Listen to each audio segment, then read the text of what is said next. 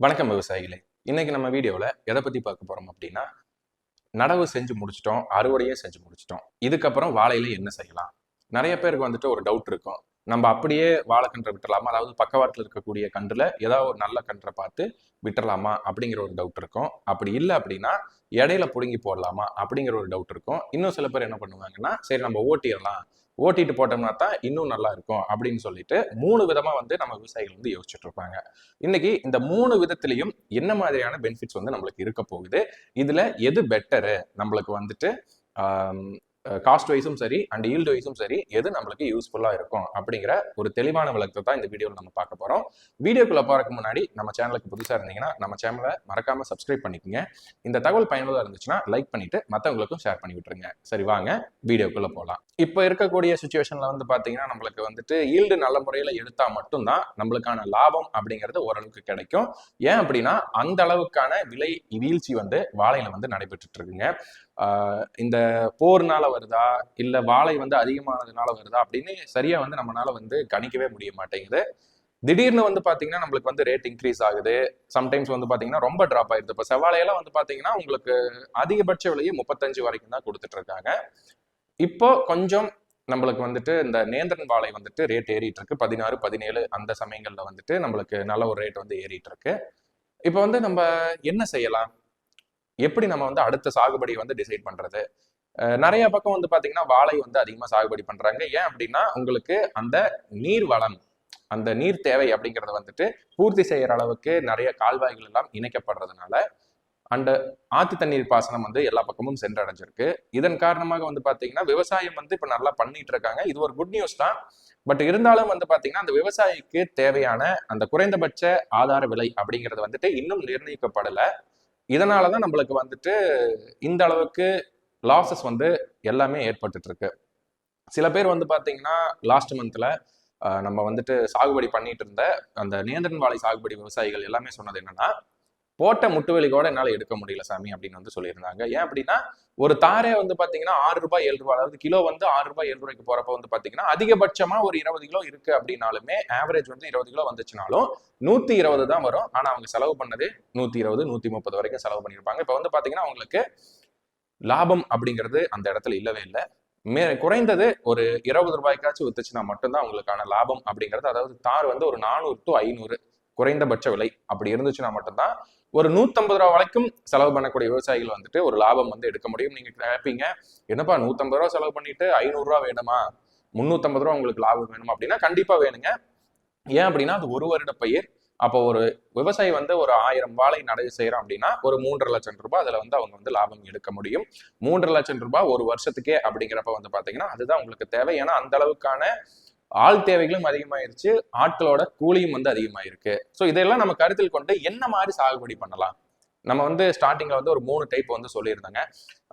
அப்படியே பக்க கண்ணு விடலாமா, இல்ல இடையில பிடுங்கி போடலாமா, இல்ல மொத்தமா காட்டை அழிச்சிட்டு மறுபடியும் ஃபர்ஸ்ட்ல இருந்து பண்ணலாமா அப்படிங்கிறது. இப்ப வந்து உங்களுக்கான ஈல்டு நான் சொல்றேன். ஒரு செவ்வாழை இல்ல அப்படின்னா நேந்திரன் இந்த மாதிரி சாகுபடி பண்ணக்கூடிய விவசாயிகள் வந்துட்டு நீங்க வந்து அந்த பக்க கண்ணு விடுறீங்க அப்படின்னா கொஞ்சம் நல்லா இருக்கும். நேந்திரனுக்கு வந்து அந்த அளவுக்கு செட் ஆகிறது இல்லைங்க, செவ்வாழைக்கு வந்து செட் ஆகும். ஸோ செவ்வாழை வந்து நீங்க பக்க கண்ணு விடுறீங்க அப்படின்னா பெஸ்ட். மற்ற வாழைகள் வந்து நீங்க விடலாம், ஆனா அந்த அளவுக்கு வந்து காத்தடிக்கும் போது உங்களுக்கு ஸ்ட்ராங்கா நிக்காது. ஒரே ஒரு டிராபேக் என்ன அப்படின்னா உங்களுக்கு காற்று பிரச்சனை அது வந்துருச்சு அப்படின்னா, ரொம்ப காத்தடிச்சு பலத்த காற்றுலாம் வருது அப்படின்னா உங்களுக்கு இந்த மாதிரி நீங்க பக்கவாட்டுல கண் விடுறப்ப வந்துட்டு நீங்க டொயின் போட்டு கட்டணும், டேப் போட்டு கட்டணும், இல்லைன்னா மூங்கில் வந்து சைட்ல வந்து கொடுக்கணும். ஸோ இந்த மாதிரி பண்ண வேண்டிய செலவுகள் வந்து அதிகமாகுங்க. அப்படின்னா உங்களுக்கு அதோட முட்டி வந்து மேலேயே இருக்கும். ஸோ அதனால வந்து காத்தடிக்கும் போது ஈஸியா விழுவதற்கான சான்சஸ் வந்து நிறையவே இருக்கு. எக்ஸாம்பிள் வந்துட்டு நான் சொல்லணும் அப்படின்னா நீங்க செவ்வாழை விடுறது பெஸ்ட். மற்ற எந்த வாழை காட்டிலும் செவ்வாழை வந்து நீங்க அப்படியே ஒரு பக்க கண்ணு விடுறீங்க அப்படின்னா அது பெஸ்ட்டுங்க. மற்ற வாழைகள் வந்துட்டு நீங்க இலைக்கு விட்டுறலாம். ஒரு கொஞ்ச நாளைக்கு வந்து இலைக்கு விட்டுட்டு அதுக்கப்புறம் நீங்க வந்து அதை ஃபுல்லா அழிச்சிட்டு நீங்க நடவு பண்ணி போடுறதா பெஸ்ட். மற்ற வாழைகள் என்னோட பர்சனலா நான் சொல்றது அதுதாங்க. செவ்வாழை வந்து பெஸ்ட், ஏன்னா ஓரளவுக்கு காத்துக்கு தாங்கும். நேந்திரன், பூவாழை, மொந்தன் இது மாதிரி இருக்கிறதெல்லாம் வந்து காத்துக்கு வந்துட்டு ஈஸியா சாஞ்சிரும். அதனால அது வேண்டாம். சரிங்களா, என்னோட பர்சனலா நான் சொல்றது அதுதான். இப்ப செவ்வாழை வந்து நீங்க பக்க கண்ணு விடும் பொழுது பெஸ்ட் கண்ணு எது? ஒரு சுத்தி பாக்குறீங்க அப்படின்னா ஒரு 4-5 கண்ணு இருக்கும். அதுல வந்து பெஸ்ட் கண்ணு எதுன்னு பாருங்க. அதை மட்டும் விட்டுட்டு மற்றதெல்லாம் அறுத்து எடுத்து போட்டுருங்க. மற்றதையும் அப்படியே விட்டுட்டீங்க அப்படின்னா இது உங்களுக்கு நல்ல முறையில வளராது. இன்னொரு விஷயம் என்னன்னா, அது கொஞ்சம் வளர வரைக்கும் அந்த தாய் மரத்தை வந்து சாய்ச்சிட வேண்டாம். சரிங்களா? அந்த தாய் மரம் வந்து நின்றுச்சுன்னா தான் இதுவும் வேர்பிடிப்போட நின்றுட்டு இருக்கும். நீங்க தாய் மரத்தை சாய்ச்சிட்டீங்க அப்படின்னா உங்களுக்கு இதுவும் வந்து வேர்பிடிப்பு அந்த அளவுக்கு இல்லாம போயிடும். அதனால அந்த தாய் மரத்தை ஓரளவுக்கு வந்து விட்டுருங்க. அடுத்து நீங்க பார்க்க வேண்டியது என்னன்னா, சரியான நீர்ப்பாசனம் தேவை. ஸோ ட்ரிப்பு போட்டிருக்கீங்கனாலும் சரி, இல்லை வாய்க்கால் பாசனமா இருந்தாலும் சரி, நீங்க அப்புறப்படுத்த வேண்டிய கண்ணுகளை எல்லாமே எடுத்துக்கொண்டே வெளியே போட்டுருங்க. அந்த சோபைகள் எல்லாமே இருந்துச்சுனாலும் எடுத்துக்கொண்டே வெளியே போடுங்க. வெளியே போட்டீங்கன்னா மட்டும்தான் உங்களுக்கான நீர் தேவை வந்து கரெக்டா அந்த வாய்க்கால் பாசனத்துல வந்து உங்களுக்கு பாயும். இல்லைன்னா அங்கங்க வந்து அது ஸ்டாப் பண்ணி நின்றும். அப்புறம் உங்களுக்கு தண்ணீர் தேவை வந்து கரெக்டா பூர்த்தி செய்ய முடியாது. இதனாலையும் உங்களுக்கு விளைச்சல் வந்து பாதிக்கப்படும். இப்போ வந்து நீங்க பக்கக்கண்ணு விடுறீங்க அப்படிங்கிறப்ப பெஸ்ட் வந்து செவ்வாழை. ஸோ அதுல வந்து நீங்க விடலாம். நல்ல முறையில கிளீன் பண்ணி வச்சுக்கோங்க. Second point. அதுக்கப்புறம் நல்ல முறையில தண்ணி கட்டுங்க. உரங்கள் வந்து பாத்தீங்கன்னா ஃபர்ஸ்ட் டைம் கொடுத்ததை விட கொஞ்சம் சேர்த்தி கொடுக்கணும். அப்பதான் உங்களுக்கு ஈல்டு வரும். சீக்கிரம் வந்துடும். ஒரு விஷயம் உங்களுக்கு ஒரு நல்ல விஷயம் என்னன்னா, இது ஒரு 10 மாசம் வரைக்கும் சாகுபடி பண்றீங்க, 10 மாசத்துலதான் எனக்கு ஈனுது அப்படின்னா அது ஒரு 8 மாசம் அப்படிங்கிறப்ப உங்களுக்கு பூ வெளியே தள்ளிடும். ஸோ நார்மலா வர்றதை விட உங்களுக்கு கொஞ்சம் முன்னாடியே வரும். ஏன் அப்படின்னா இது வந்து பக்கவாட்டு கண்ணு. ஸோ அதனால கொஞ்சம் சீக்கிரம் வந்துடும். ஈல்டு வந்து குறையும். ஒரு முக்கியமா நீங்க கவனிக்க வேண்டிய விஷயம் என்னன்னா, ஒரு 15 கிலோ ஆவரேஜ் வருது அப்படிங்கிற மரம் வந்து பாத்தீங்கன்னா ஒரு 2 to 3 கிலோ வந்து ஈல்டு வந்து குறையும். அதனாலதான் நான் சொல்றது என்னன்னா, உர தேவைகள் வந்து கொஞ்சம் அதுக்கு கொடுத்தத விட இதுக்கு பூஸ்டப் பண்ணி கொடுக்கணும். அப்பதான் உங்களுக்கு கரெக்டான ஈல்டு வந்து கிடைக்கும். ஸோ இது வந்து செவ்வாழைக்கு நீங்க இப்படி பண்ணிருங்க. பக்கவாட்டு கண்ணு 2வது பாயிண்டா நம்ம சொல்லியிருந்தோம். அதாவது அந்த பக்கவாட்டு கண்ணை வந்து புடுங்கி நடுவுல வந்து போடுறோம் பாத்தீங்களா, அது வந்துட்டு அதுல நீங்க கவனிக்க வேண்டிய விஷயம் என்ன அப்படின்னா, சென்டர்ல வந்து ரொட்டாவேட்டர் போட்டு கரெக்டா ஓட்டி விட்டுக்குங்க. அது ஓட்டி விடாம போட்டுட்டீங்க அப்படின்னா உங்களுக்கு வந்து வேரோட்டம் அப்படிங்கிறது நடக்காது. ஏன்னா ஒரு வருஷம் ஃபுல்லா நீங்க அந்த இடம் ஃபுல்லா நடந்திருப்பீங்க, தண்ணி போயிருக்கும். அப்புறம் வந்து பாத்தீங்கன்னா வெட்டும் பொழுது நிறைய பேர் நடந்திருப்பாங்க, இடக்கண் இருக்கும் பொழுது நிறைய பேர் நடந்திருப்பாங்க, மருந்தடிக்கிறதுக்கு நிறைய பேர் நடந்திருப்பாங்க. அப்புறம் வந்து பாத்தீங்கன்னா செவ்வாழையா இருந்தா நம்ம சருகு சுத்துவோம், அப்புறம் மூங்கில் கட்டுறது, அப்புறம் டேப் ரோல் போடுறது, இப்படின்ட்டு நிறைய பேர் அந்த இடையில இருக்கக்கூடிய கேப்ல நடந்துட்டே இருப்பாங்க. அதனால அந்த இடமெல்லாம் ஃபுல்லா இறுகிரும். அதனால சின்ன டிராக்டர் இருக்கும் பாத்தீங்களா, அதுல ரொட்டாவேட்டர் மாட்டிட்டு நீங்க இடையில ஒரு டைம் வந்து ஓட்டி விட சொல்லுங்க. அப்போ வந்து என்னன்னா அந்த மண்ணெல்லாம் கொஞ்சம் இருக்கப்பட்டு இருக்கிறது எல்லாமே லேசாயிரும். நீங்க கண்ணு நடவு பண்றீங்க அப்படிங்கிறப்ப உங்களுக்கு வேரோட்டத்துக்கு யூஸ்ஃபுல்லா இருக்கும். இது வந்து பாத்தீங்கன்னா நீங்க என்ன பண்ணணும் அப்படின்னா, கண்ணு புடுங்கி போட்டதுக்கு அப்புறம் ஓரளவுக்கு வர்ற வரைக்கும் அந்த மரம் வந்து நிழல்ல இருக்கணும். ஏன்னா இந்த சமயத்துல வந்து உங்களுக்கு வெயில் வந்து அதிகம். அதனால அந்த பக்கவாட்டில் இருக்கக்கூடிய கண்ணுகளை எல்லாமே அழிச்சிட வேண்டாம். அது கொஞ்ச நாளைக்கு விடுங்க. ஏன்னா நிழல் மூலியமா அந்த நிழல்னால நல்ல முறையில வளர்ந்து வந்துடும். ஒரு 2 மாசம் ஆனதுக்கு அப்புறம் அதை எல்லாமே கிளீன் பண்ணி வெளியே எடுத்து போட்டுருங்க. அப்பதான் உங்களுக்கு காடு பார்த்தா நீட்டா இருக்கும். சூரிய வெளிச்சம் வந்து உள்ள வரும், காற்றோட்டமா இருக்கும். அப்பதான் உங்களுக்கு நல்ல முறையில் வளரும். ஸோ அதனால என்ன பண்றீங்க அப்படின்னா, ஓரளவுக்கு 2 மாசம் நல்லா முளைச்சு நல்ல அடித்தண்டெல்லாம் ஊக்கமா வர வரைக்கும் நீங்க நிழல்ல இருக்கணும். அதாவது பாக்குக்கு வந்து நிழல் வைப்போம் பாத்தீங்களா, அந்த மாதிரி இந்த வாழைக்கும் நிழல் வேணும். ஏன்னா இப்ப இருக்கக்கூடிய வெயில்ல வந்து முளைச்சு வர்றது அப்படிங்கிறது கொஞ்சம் கஷ்டமா இருக்கும். அதனால நம்ம அதை ஈஸியா டேக்கிள் பண்ணிக்கலாம். இந்த மாதிரி பக்கத்துல கண்ணுகள் இருந்துச்சுன்னா முளைச்சு வந்ததுக்கு அப்புறம் நீங்க எடுத்து வெளியே போட்டுருங்க.